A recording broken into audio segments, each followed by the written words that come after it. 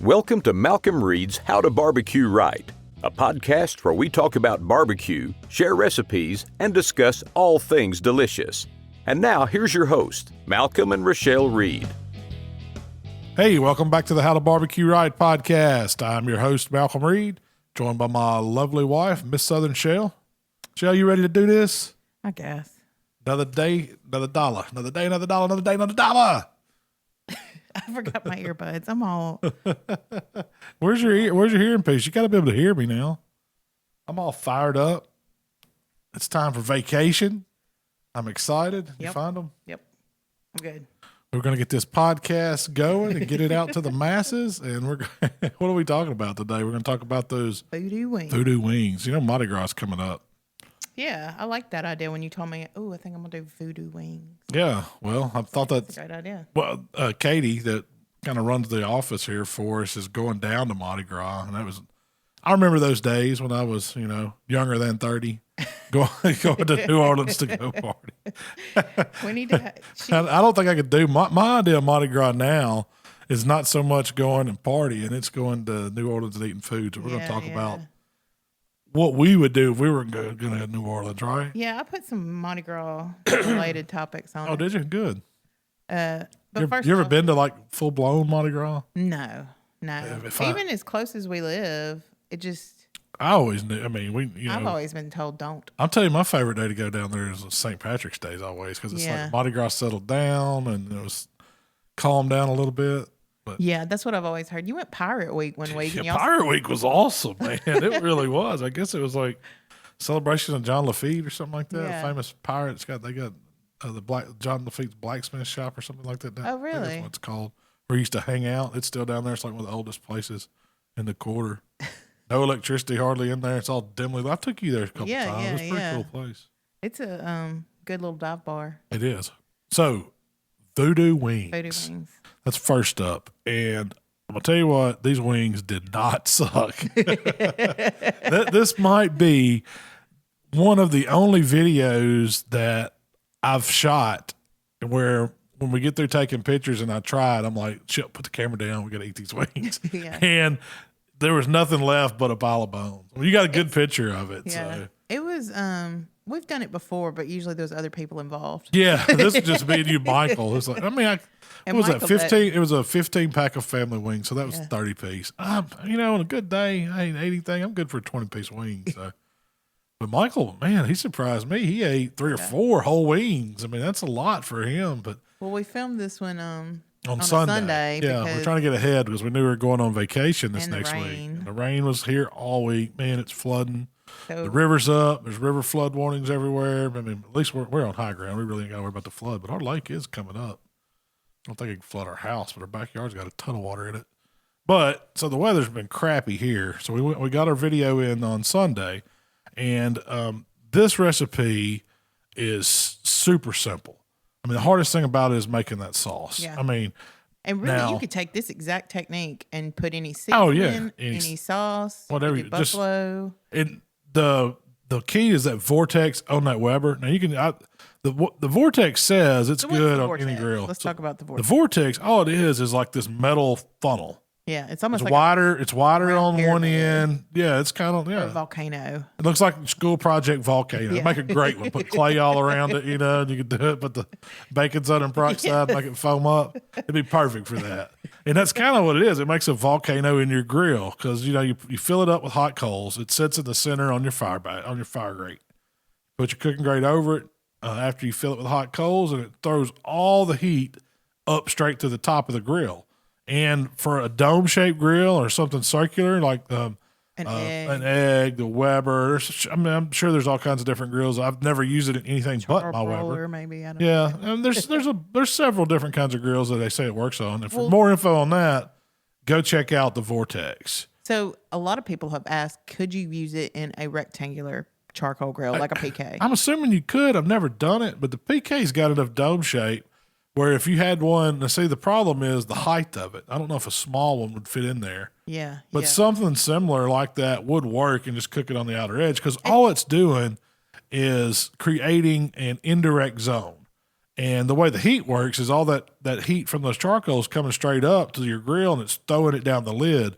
So you're not getting a ton of heat from below the food. It's mainly coming down on top of it. And it's moving pretty fast. It's moving. It's pulling air pretty good. Keep the air flowing. Yeah. With your exhaust wide open and your top wide open. And I always put a little piece of wood directly over it so it gives me some smoke flavor.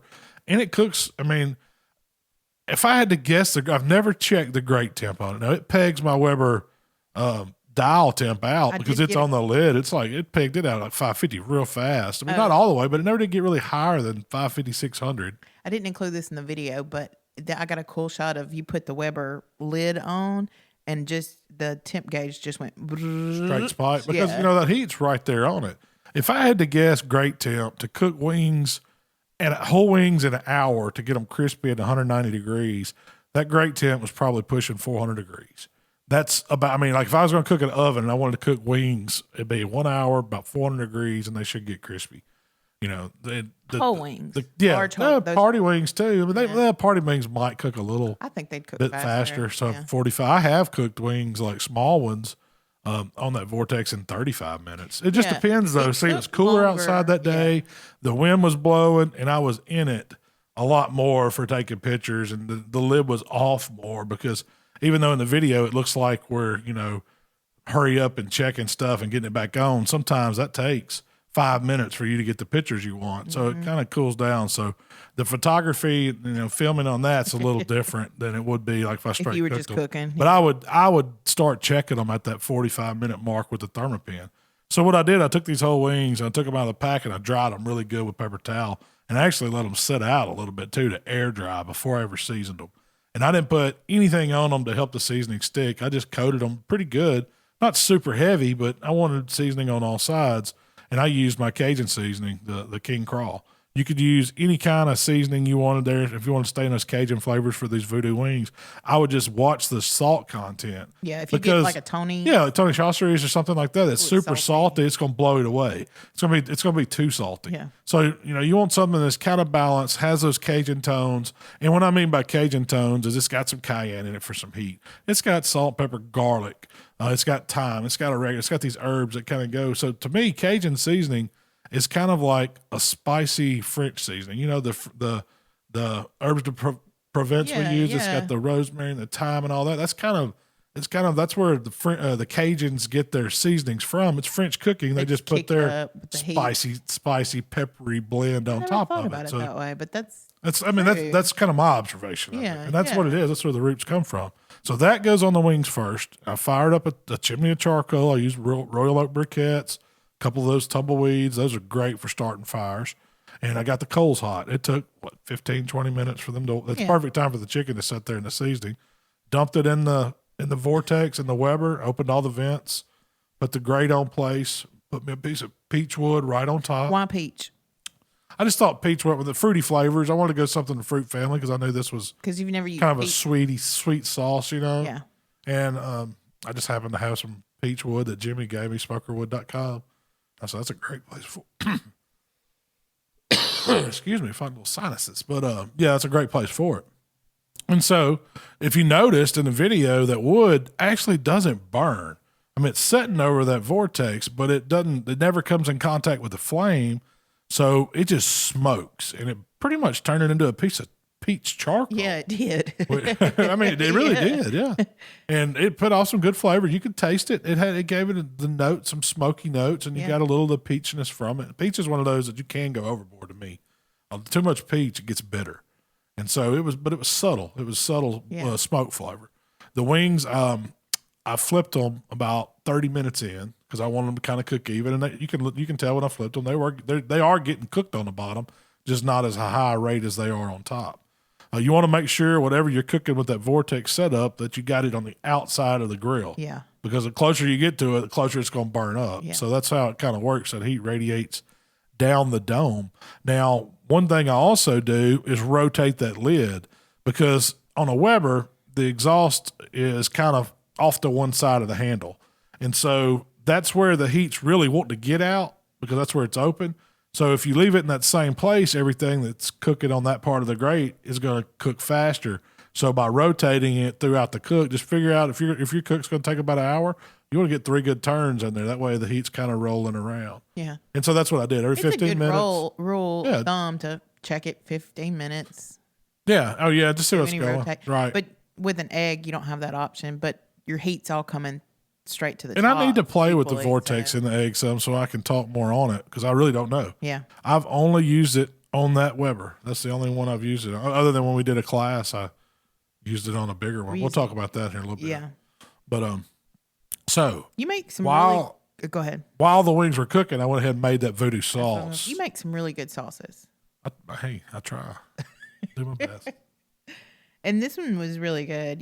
It's almost like you made a rum caramel and then added a bunch of when I started thinking about voodoo sauce, I was like, what am I going to do? Because I just come up with this idea. I'm going to do some voodoo wings and use Cajun. And then you worked your recipe out. And I worked my recipe out in my head first. And so I was thinking, I've done Jack Daniel's glazes, and I always usually start with some butter and then sugar and then they're typically really good too. Yeah, and so I was going the same thing, but I was thinking voodoo. I was thinking rum. It's kind of got that Caribbean vibe, that New Orleans thing going down there because they have. A lot of their stuff's rum influenced hurricane drinks and all that. So I went with it. So I just said, I'll just get some good dark rum. That's kind of that voodoo vibe. And I put a shot. So I started out with a little bit of onion, a little bit of garlic, stick of butter. Kind of let the butter brown a little bit as I let the butter melt completely. And then it kind of got the bubbly and try to cook the foam off of it. It's going to get to that stage where it's clarified. And then if you keep going, it's going to brown. So that's when I threw my onions and garlic in and just let them go just a minute or two. It doesn't take we long. minced those pretty fine as you can with a knife. Yeah. But it also gave it that texture. That it did onion in the and sauce, and I like that. Yeah, that's very Cajun to me. Yeah, for sure. And then I put a good pinch of crushed red pepper in there and a shot of rum and the brown sugar, and that's what made it was almost like a butter caramel. Yeah, with onions and garlic. With onions and garlic in it, and but I had to get it up hot enough. I had to keep it hot enough and bubbling to cook that alcohol and the rum off. Yeah. But what's left is the spiciness of the rum, and you get all those natural notes from it, and it really does take on like a vanilla taste. Yeah. And that was awesome. And so then I just turned the heat all the way to low, added me about half a bottle of hot sauce. Because normally with a wing sauce, I'd go 1 stick of butter, one thing of hot sauce, equal parts. Small bottle of hot sauce, 1 stick of butter. This, I did half a bottle of hot sauce and kicked the other liquid up with my vinegar sauce because it's got spice. It's got some sweetness to it, and it's got, some more crushed red pepper, the black pepper, the seasonings that's in the vinegar sauce. And the vinegar just goes. It kind of tied the sweetness, the butteriness, all those notes together, and it made a beautiful sauce. It had a pretty red color. And once those wings got done, I just tossed them in it. I mean, it was simple. So what'd you think about the ranch dipping sauce? Well, okay, let's go back to the sauce. If you didn't have the Killer Hogs vinegar sauce, what would you substitute for that? I probably would have used I would have just made me up a quick vinegar sauce or used a barbecue sauce or something. Yeah.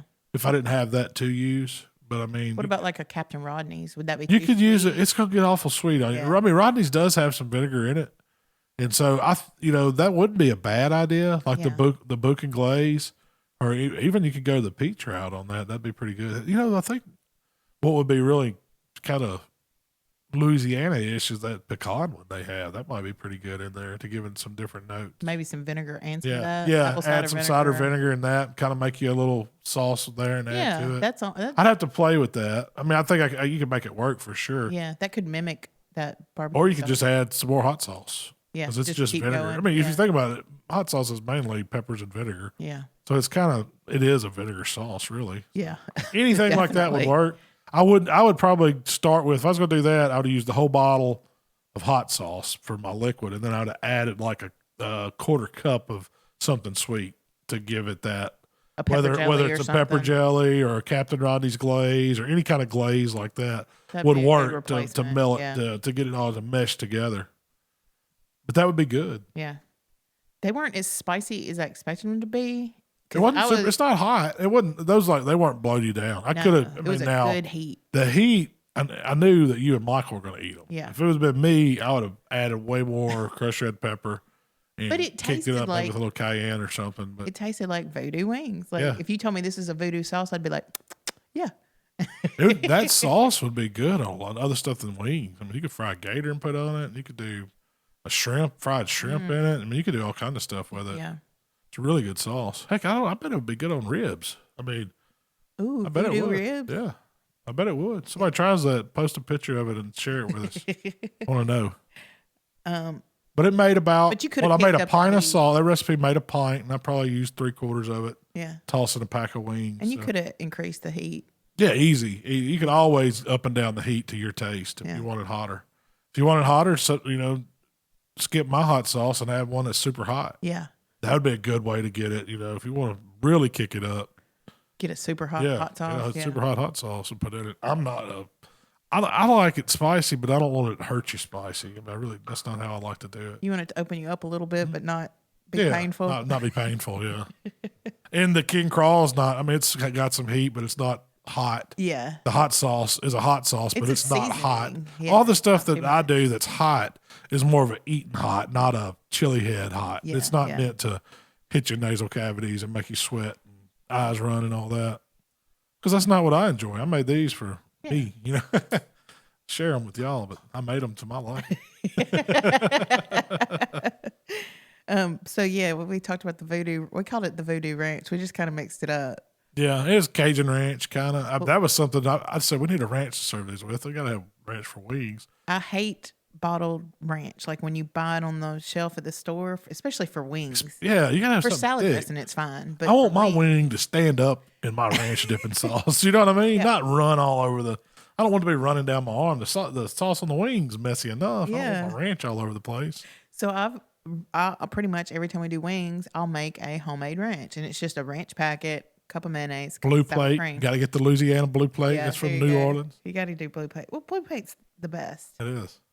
But not sponsored by them because we like it. I would be more than willing to talk to Blue Plate. Personal.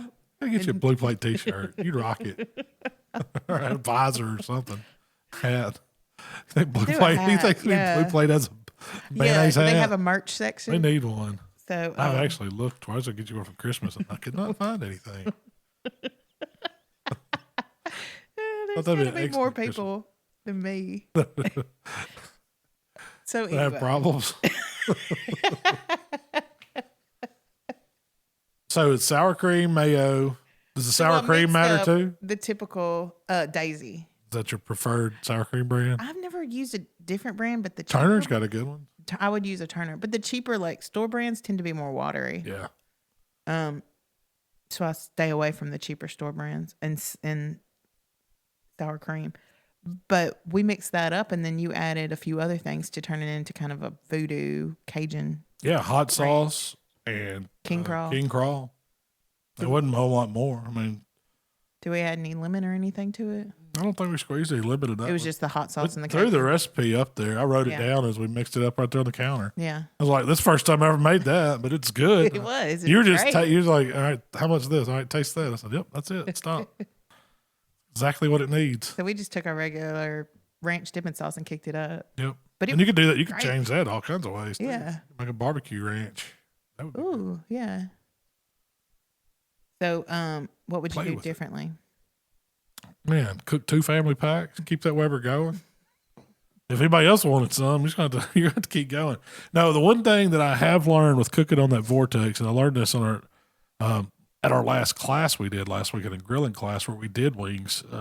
You have to really watch crowding it because you need the airflow. So you can't just you can't pack it as tight as you want with meat. It restricts the airflow and it slows down the cooking because it needs that air to cook it. And so that's, if I did 2 packs of wings, I'd have to do 2 cooks. Yeah. You can't really, that grate, the 22-inch one with that small Vortex, 15 wings is about you probably could have got 16, but that's about as many wings you can get on there at a time. So you're looking at 32 pieces of flats and drums would probably be. Which is a meal for a family. Yeah, but you don't want to pack them. I've seen pictures of people packing them so tight, it's not going to work as well. Yeah. You want to make sure there's ample space around everything for air to flow. But on the class last weekend, that was a huge Weber. So Brian Wesson, Son of a Butcher on Instagram. Barbecue, yeah. He come and helped us out kind of helped us run the grills while we were doing demos and stuff and getting our food ready for samples. And he brought his, I think actually he let Mark, that's the one Mark's been doing recipes on. So I don't know if if he bought it from him or how. It was originally Brian's grill. But so Brian, he was a 26-inch Weber kettle, which is bigger than what I have. And I brought my 22-inch, and I had to cook 96 wings. Yeah. Oh, you know, so we cut them. Yeah. So it was 96 pieces. Yeah, it was 100. Yeah. Right? No, it was. Is that right? Yeah. You're right. 96 pieces, individual pieces. Yes. That's what it was. Because everybody got two. We have 42 people. Yes. So each, you cooked 96 and Mark cooked 96. And I did all mine on the Webers with the Vortexes, the 26 one and the 22. We put a large Vortex in the 26-inch grill and packed it. Yeah. And then we packed out my Weber. And I was thinking, you know, we're going to cook these at 45 minutes to an hour. Well, with the air restricted like it was, it ended up taking way longer. We ended up having to spread them out and let some air flow. I mean, they got done. We got it there. We handled it. But it was like, you didn't. Say we. Yeah. You were up there I was up there talking. I was doing the demo. I was just like, yeah, we got them on. They're going to cook. I need them here. Y'all bring them to me. I'm going to serve them, show you how to do them, and what we normally do. But what you didn't see was those wings were way behind. Yeah. We had to rush them. We completely changed our plan because Mark had his wings. So the deal was Mark did Parmesan. One version of a wing, a grilled wing, and you did one version of a grilled wing, and y'all kind of were showing how you could do both on grills. Yeah, different style grills. One was a Vortex. Yeah. And Mark's wings got done, and the plan was to put 2 wings of Mark's, 2 wings of yours, ranch and celery in one boat, and that's what everybody got. Right. But we had to kind of Mark's got done when they were supposed to, and mine were packed. I needed one. If I'd had one more Weber grill there with them spread out a little more, that'd have been. It'll work. Yeah. But it was, if you know, just know if you're going to cook 100 wings, you need a couple. You need 3 Webers. Do them in batches. You'd be better off doing them in batches. We made it work. They were great. They turned out great. Yeah, we had enough. Mad because my wing didn't win. Yeah, Mark's wing. Yeah. Mark's wing was good. He cooked them on the Grilla pellet grill. He's got this recipe he's been doing. It's a Parmesan crusted wing, and it really does. I've got to do them. I have to. I haven't cooked them at home, and I tried one, and I was surprised. Like, he uses his seasoning. I think it's the grind mixed in some just regular old store bought Parmesan shaky cheese, like you put on SpaghettiOs. Not the expensive. Yeah. Just the regular old Kraft or store brand. Yeah. Not even sure it's really Parmesan cheese. It's probably tree bark or something. But that's what he mixes with it. And he coats the wings first with like an AP and lets them sit, kind of dry brine. And then right before he puts them on the grill, he mixes the rub with that Parmesan in the shaker and shakes it on those wings and gets a good coating, almost like you're going to bread them. And then puts it on the pellet grill at about 300, I think. 300 degrees, I think is what he had set at. I don't think it's 325. And it took about an hour. He'd flip them, but man, it puts a crust on those wings like they were fried almost. I mean, I was shocked because I thought I got them really crispy by doing the cornstarch on the Vortex. Then it kind of duplicated a air fried wing, if you will. You did get them the Vortex, but the Grilla on those Parmesan rings was fantastic, and he didn't even sauce them. That was it. So you could play around with that kind of style wing and really come up like I think if we had tossed his in the sauce that I made, because I did like a sweet heat. No, they were so good. I mean, the sauce was good too, but Mark's wings they're salty and simple and good and Well, the ones I did were really good. Now that sweet heat sauce was awesome. Yeah, and so I did my wing was easy. I dry brined them with the AP, same thing as Mark did. Then I hit it with a little hot rub for some spice, but not much, is mainly for color. And I like to get all my flavor in the sauce when I'm doing a wing instead of trying to get it on the wing. I mean, if you get the basics with a little color on it, that's going to come through.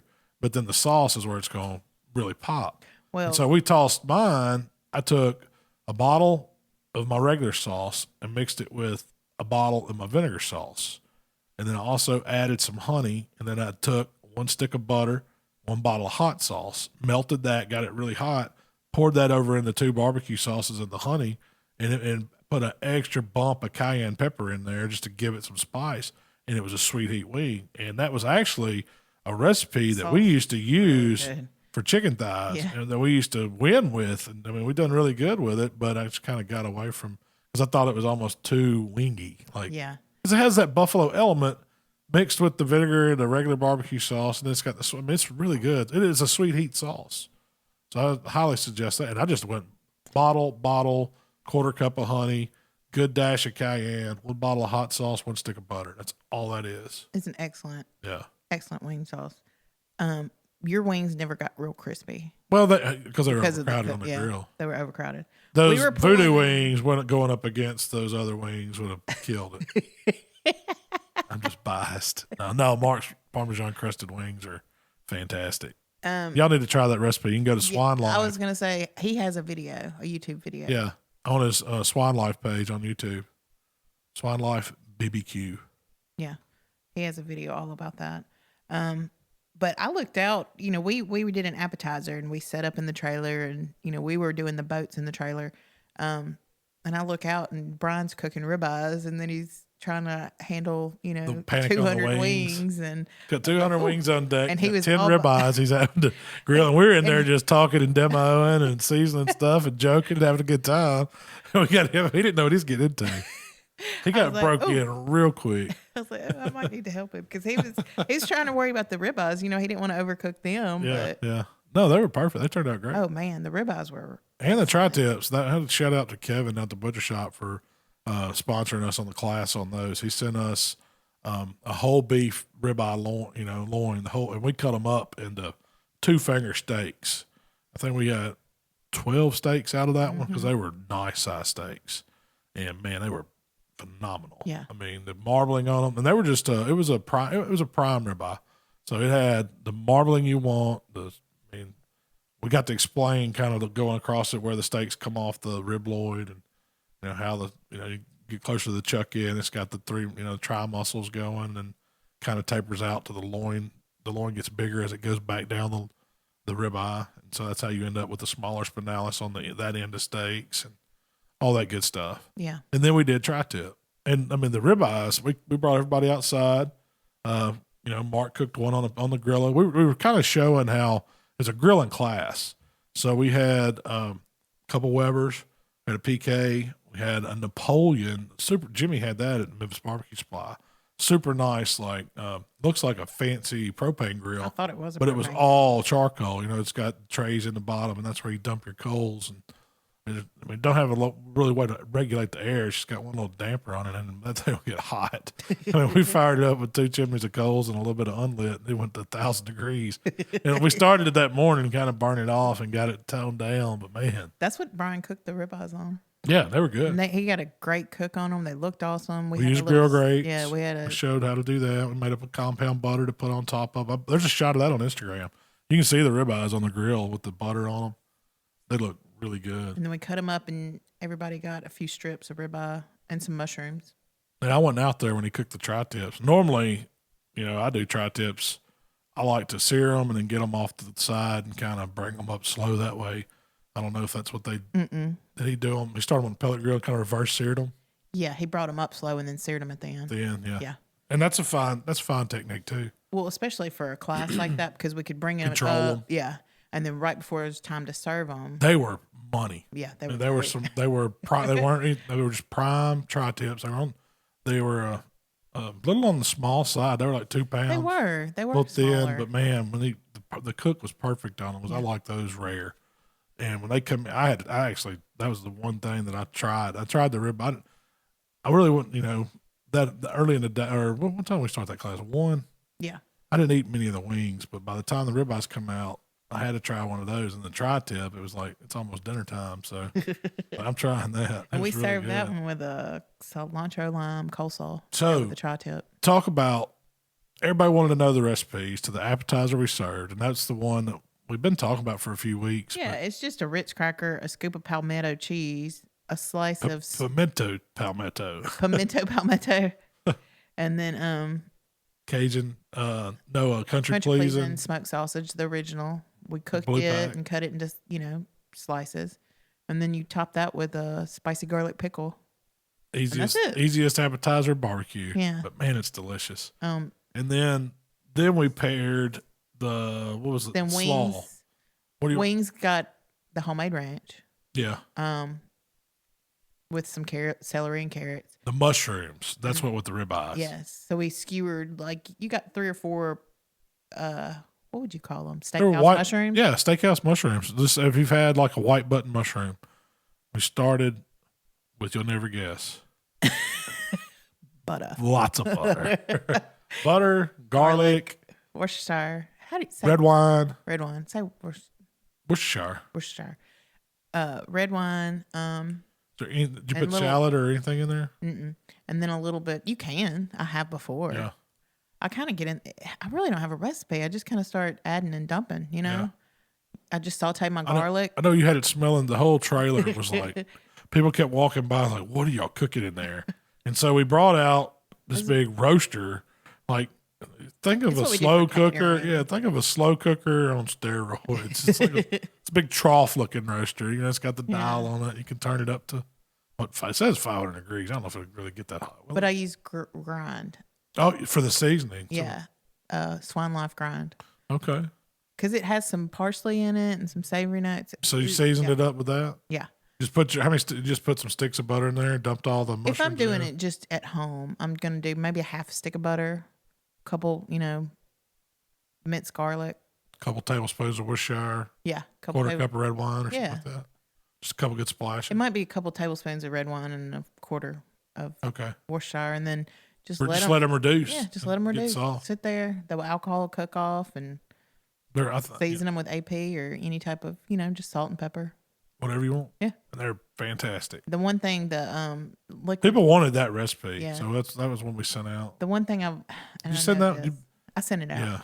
It doesn't reduce in a crock pot. You cannot reduce a sauce well in a crock pot. You need that saute pan. Yeah. Larger surface area. But it worked, and it was delicious. The sauce just didn't thicken up the way I wanted it to. Yeah. Like I like to do. You know who's got some of the best ones of those restaurant? The Como Steakhouse. Yeah. And it was a lot. It was real similar to that. They're just simple mushrooms cooked in butter. Yeah. I mean, with a little bit of seasoning. Yeah. Can't go wrong with it. And then we did the cilantro lime slaw with the tri-tip. And that was a really good coleslaw. Yeah, it was. It was different. It had more of a sour creamy base than a mayonnaise-y base. Did you use any mayonnaise? Yeah, a little. But sour cream and, cilantro, lime, seasonings. What seasonings did you put in it? Grande Gringo. Oh, yeah? Yeah, and AP. Those were your recipes. You came and a jalapeno, fresh diced jalapeno. And poblano. And a poblano. Yeah, that's right. I cut those up for you. I remember that. Anyway, yeah. So that was the class, and it went great. Thanks to Memphis Barbecue Supply. Yes. They hosted that class for us. Smoker Wood gave some wood for everybody. Royal Oak donated a box of tumbleweeds for everybody, so you got to take home a box of tumbleweeds. That was awesome. Grills gave some koozies, so stickers. We had a decent little goodie bag. Heck yeah. And we had recipe cards for everything. All stuff we use. Yeah. How did it go up front? Because all I know is what's it went great. In the back of the house. It went really good. It was a good class. A lot of good questions. They always seem to go fast. It was 3 hours. Yeah.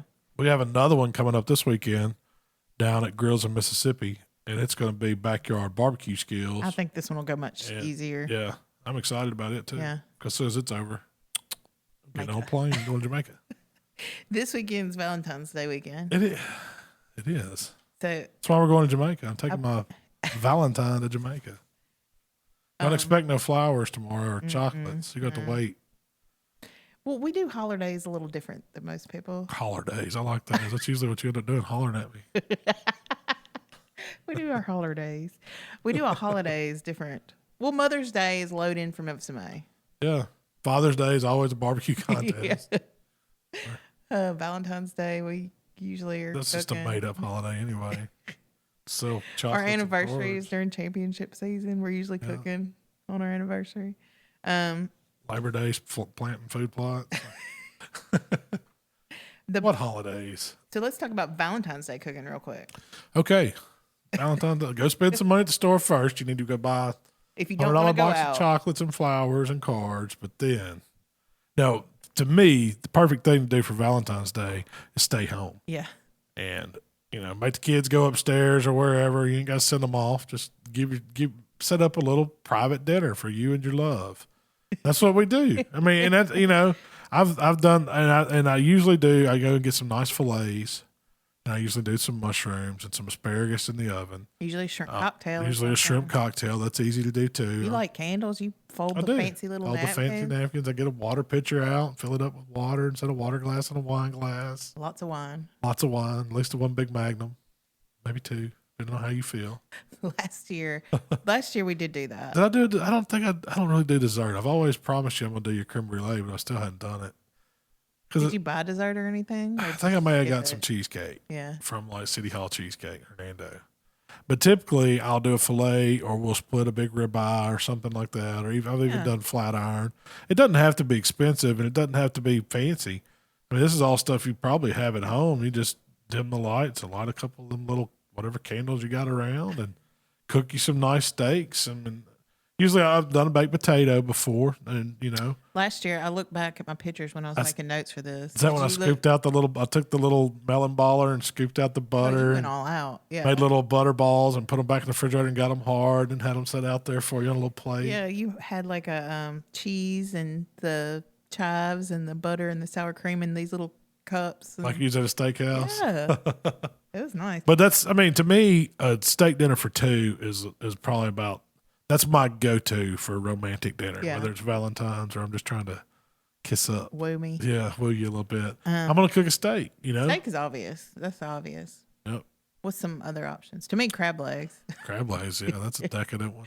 Or a grilled shrimp or a grilled fish or something. To me, I don't do a lot of fish in the wintertime, so I don't really do it for Valentine's. To me, if I was going to cook fish, it's going to be summertime cooking. You could do steakhouse chops. Yeah, steakhouse chops would be a good one. I'll tell you what, really would be good. Those little pork tenderloins, you could season those up and then start them off like a reverse sear, bring them up and then sear them off, and then cut them into little medallions and pair them with a little wine reduction sauce with some roasted vegetables. That'd be a little romantic. Potatoes, yeah, that'd be a good one. But steak is where it's at, especially if you got a woman that likes steak. If you don't have a woman that likes steaks, get rid of what you got and go find you a steak woman. That's my best advice for that. And if she's a vegetarian, I don't know what you're going to do. Run. I guess you can look at it as it's more meat for you, but most of them will look down their nose at you if you're eating something good and bloody. Have you ever had somebody look at you funny for eating red meat? Oh, yeah. How do you treat it? I'll lean in. Like your style. I look at him in the eye and go. No, that we were at. Look at you poor nurtured person. If it comes down to it, apocalypse, I'm going to last longer. We were at. I'm eating for the apocalypse. That's a good t-shirt. Gear up. What's the restaurant where they cut the meat off they bring it around on sticks and cut it off for you? Texas de Brazil. Yeah. We were at Texas de Brazil one time and someone cut and they said, we got lamb, it's rare. And I said, ooh, I'll take it. And they cut it off and it was pretty rare. And everybody or the people that we were with kind of looked and was like, that looks really rare, and like had that look of disgust on their face. And I just it was excellent. Yeah. That was probably... I enjoyed it even more. I'm not going to let you shame me for eating my red meat. You do you. So, New Orleans, Mardi Gras. Yeah. So that's what we're going to talk about this week. And I don't know a great deal about Mardi Gras itself. I just know it's an excuse to party. And if that's all you need is an excuse in Louisiana to party. No, it's kind of a state. It's not just the parades down in New Orleans. All the little towns and communities do their own version of celebrating Mardi Gras. Yeah. Growing up pretty close to New Orleans, we were within 3 hours or less of New Orleans. The rule was you don't go to New Orleans during Mardi Gras. You either go the week after, the week before. You go at a different time, or you go to any of the other towns surrounding it. It's because all the crazies descend down the Crescent It's City. not fun. It gets so crowded. Packed, yeah. My brother, Waylon and Yvonne, my sister-in-law, they used to go to Mardi Gras all the time. They loved it. They went to the parades. They had the routes. They would bring back, Beads. totes full of beads, and they would always get the coconuts that, some of the parades are famous for handing out coconuts, and it's a rarity if you get one of those. That's like one of the big pass outs that people try to get. Oh, really? They would take fishing nets. I remember Waylon coming back saying, yeah, we almost went to jail. They got in a fight. Vaughn's fighting people because they get these big fishing nets catching stuff. It gets serious down there. That ain't why I go. My idea of going to New Orleans is to go down there for the food. Now, I like to partake in beverages just like, not as much as good Southern man, but not as much as I used to because I'm older. And now, I kind of trek down there when I go to New Orleans. It's more to go for the food, for, to see stuff, not to party. Yeah. We still have a few drinks, but they're different. Yeah. Yeah. You do it in a more comfortable environment. That's right. Not just. You don't have the big. I'm not throwing out beads to see boobs. That's not my thing anymore. I've seen a bunch in my time. So what's your favorite place to eat? Well, see, my trip to New Orleans starts going down I-55 south from Hernando. Usually the first stop is the Lexington exit in Mississippi. It's probably a little over halfway to Jackson, Mississippi. And they've got a gas station there. It's a good, pit stop. You need to use the restroom, get some fuel, whatever. They got a Southern Pride smoker in there, right there behind the counter. And they do barbecue right there at this gas station. Are you talking about the gas station? The chicken wing place. Yeah. Yes, the smoked chicken wings. And I always get some smoked chicken wings when I go there.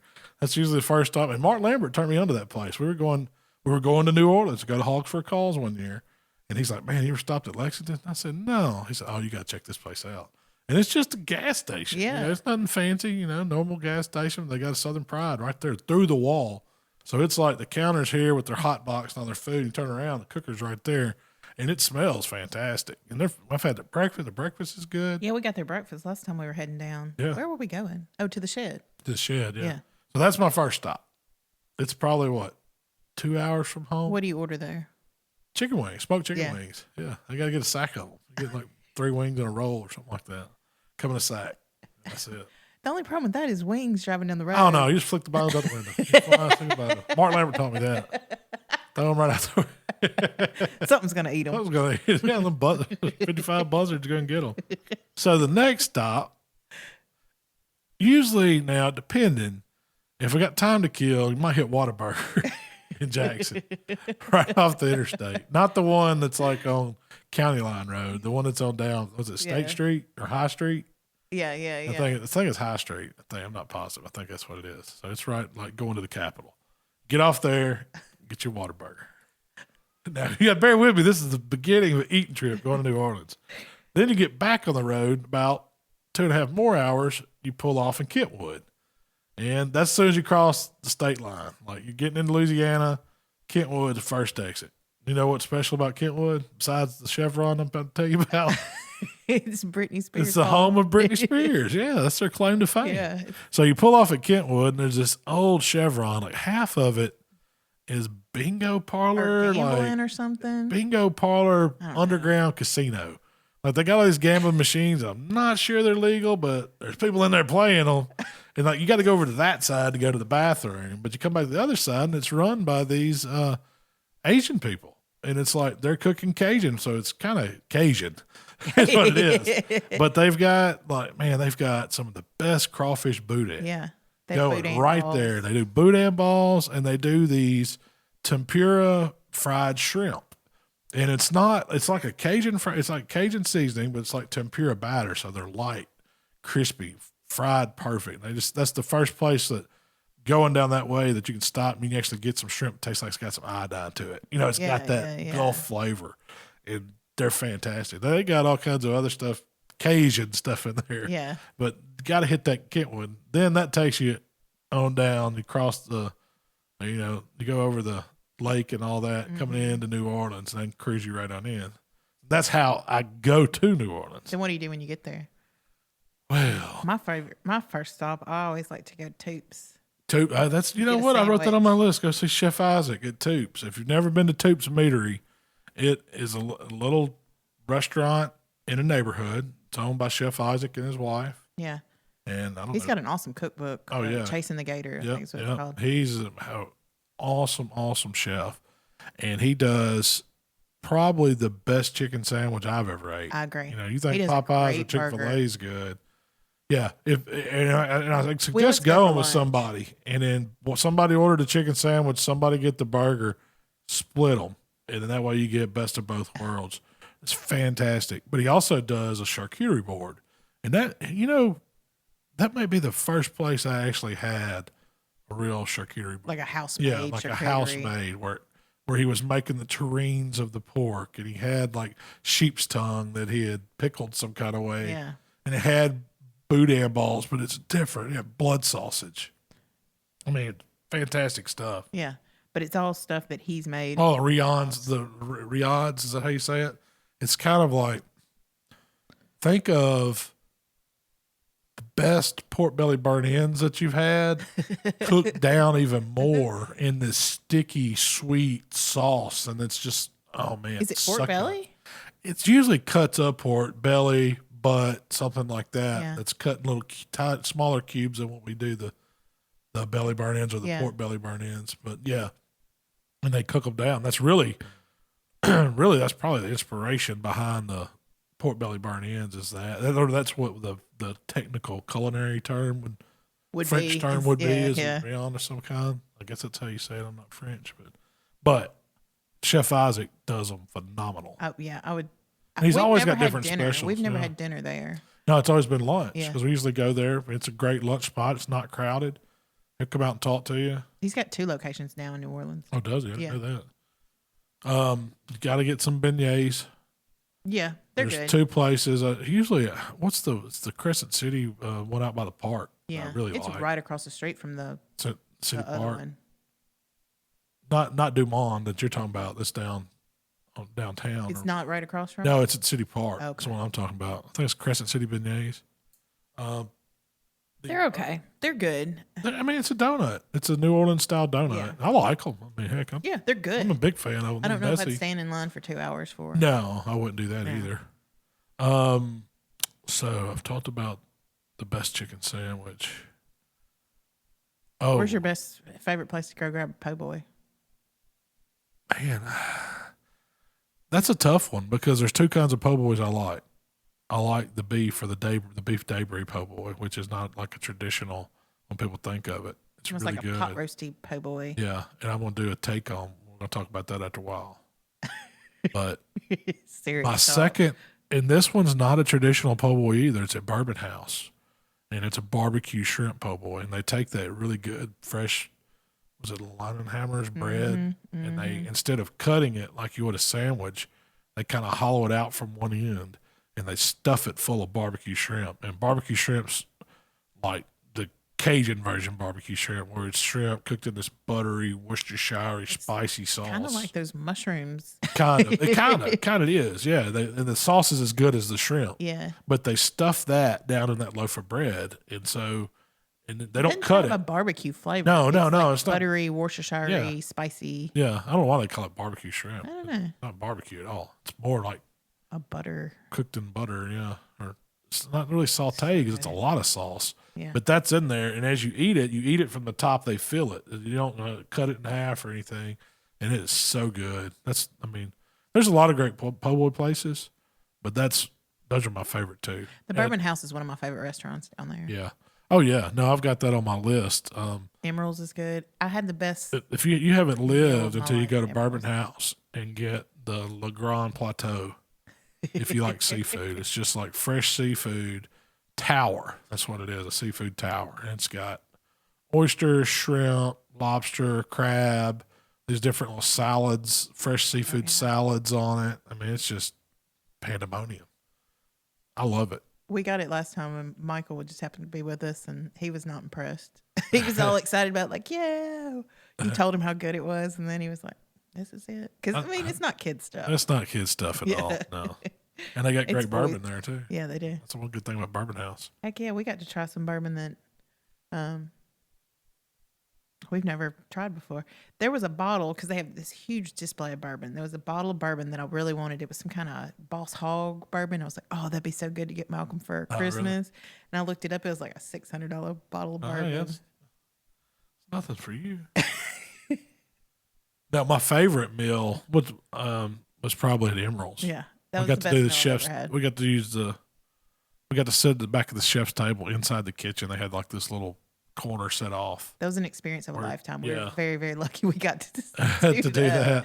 And Chef Slater was he's actually Emerald's son-in-law. He's married to one of Emerald's daughters. Okay. And he was the head chef there at Emerald's when we were there. And I've ate there a couple times. One time.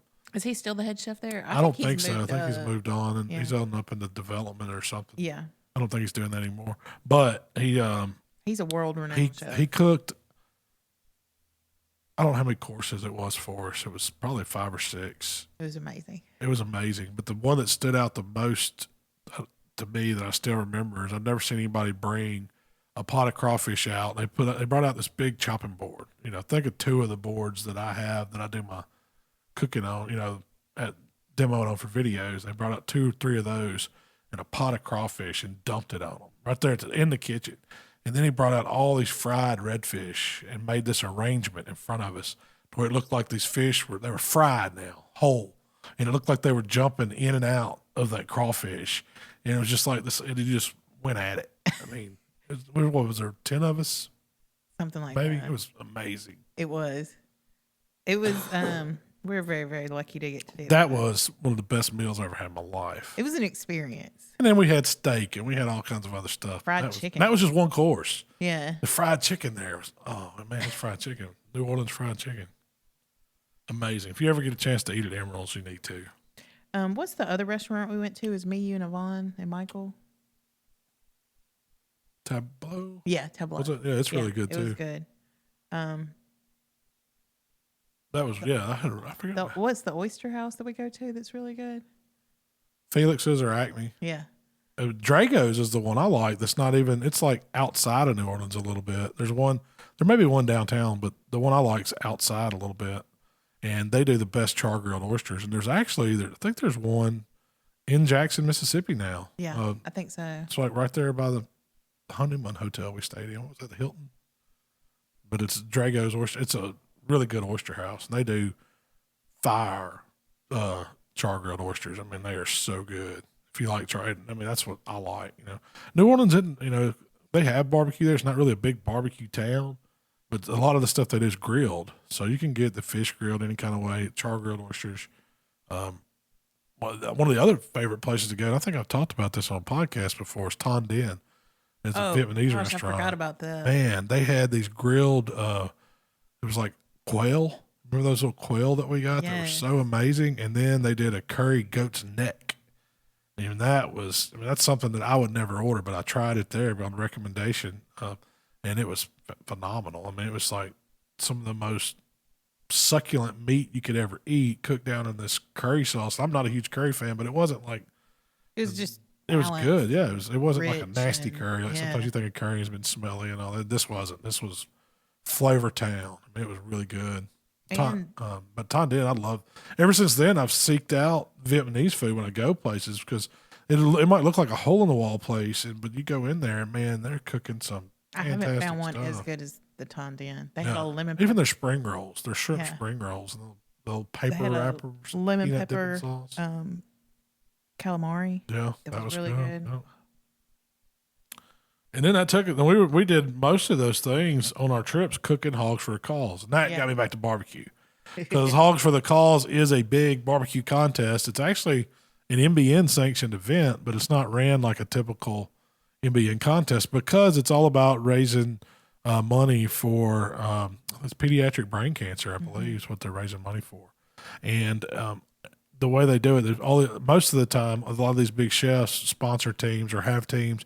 Businesses from around the New Orleans area get together and put barbecue teams together. So we got invited down the first year to cook with Emerald's team.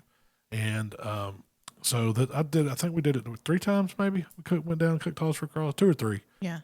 First time we went down, I was just kind of like helping out because they already had their plan of what they were going to do. They have like a chef's division where they can cook any kind of dish they want.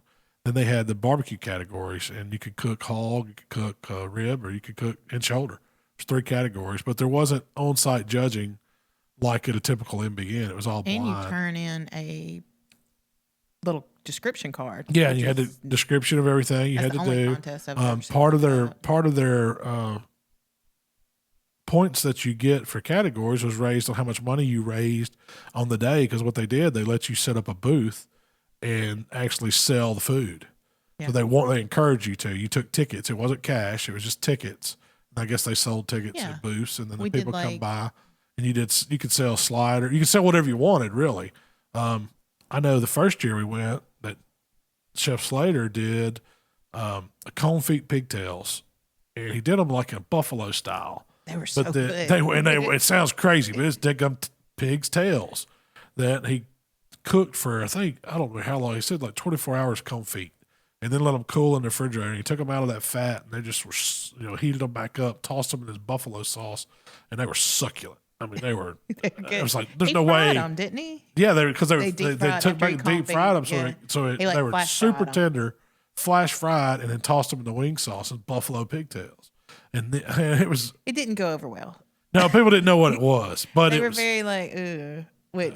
I mean, it's a tail of a pig. You know what a pig's tail looks like. It's a curly, gristly thing, but it would melt in your mouth, and it has more meat on it than you think. Yeah, it was just amazing. I thought they were they were really good.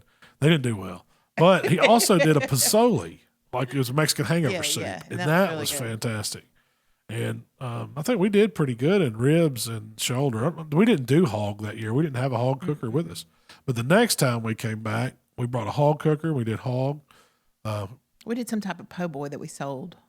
Yeah, to the crowd. Was it a pulled pork po' boy? Wasn't it? I think so. Remember. It had some type of slaw. It was different. Yeah, it wasn't just a. But anyway, we ended up winning grand champion that year. Yeah. I mean, we raised enough money. The floods came, and there's water everywhere. It was torrential, but then it cleared up on the last day when we were actually doing the selling.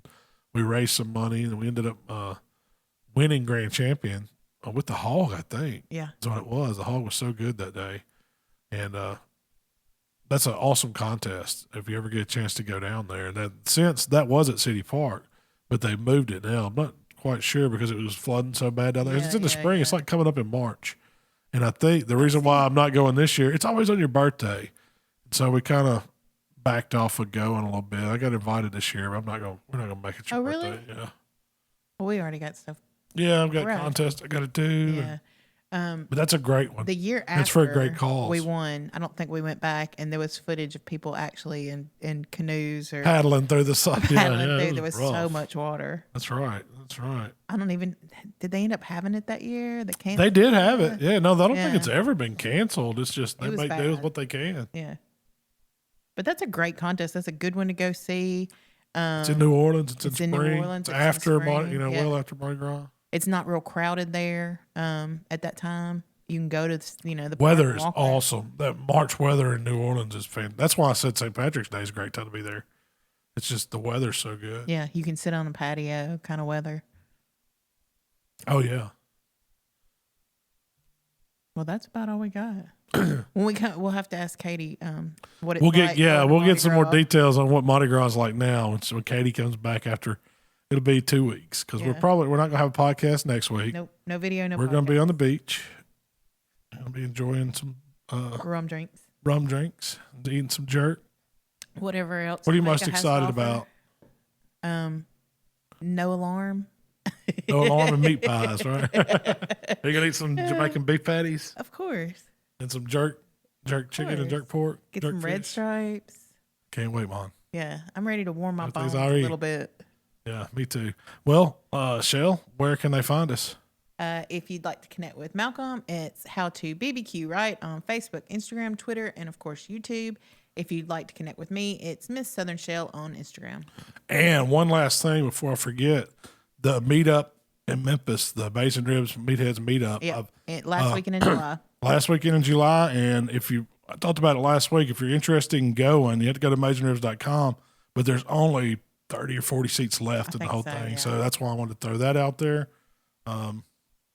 Hey, thanks for hanging out with us today. And I didn't talk about my sandwich. I guess I'll what you got coming up? I'm doing a take on a New Orleans po' boy, a Daybury po' boy, but I'm going to do it Mississippi style with the Mississippi pot roast version. And I know everybody's seen the Mississippi pot roast. That's where you do the butter and the pepperoncinis and the ranch packet on a chuck roast and a crock pot. Well, You know, I ain't doing it in the crock pot. I'm doing it in the smoker. So that's coming. And we'll be doing that when I come back. And you're going to turn, instead of serving it as a pot roast, you're going to serve it as a po' boy. Sandwich. Yeah, sandwich. It's a Mississippi po' boy. I love it. I love this idea. So that's coming up. But we kind of did a little test run this week, and yeah, it turned out fantastic. That's why I said I got to do a video on this. This is too good not to share. So thank y'all for hanging out with us today, and we will see y'all in 2 weeks.